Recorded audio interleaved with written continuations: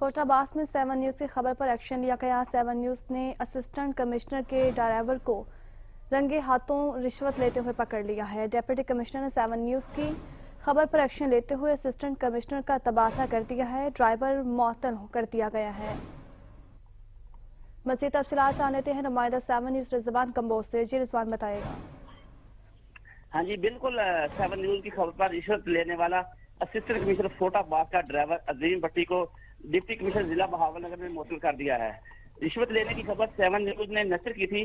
Deputy commissioner Bahawal Nagar نے PEDA act 2006 کے تحت ایکشن لیتے ہوئے معطل کر دیا اور establishment division Bahawal Nagar report کرنے کا حکم دیا اور ساتھ ہی اس کے خلاف تحقیقات بھی شروع کر دی ہے اور اس کے ساتھ ساتھ شوکاز نوٹس بھی جاری کر دیا ہے۔ رشوت لینے کی ویڈیو وائرل ہوئی اور اس میں ڈرائیور عظیم واضح طور پر نظر آ رہا ہے کہ یہ کلیئر رشوت لے رہا ہے، لہذا پیڈا ایکٹ 2006 کی مختلف دفعات کے تحت 3 دن کے اندر جواب جمع کرنے کا بھی حکم جاری کر دیا ہے۔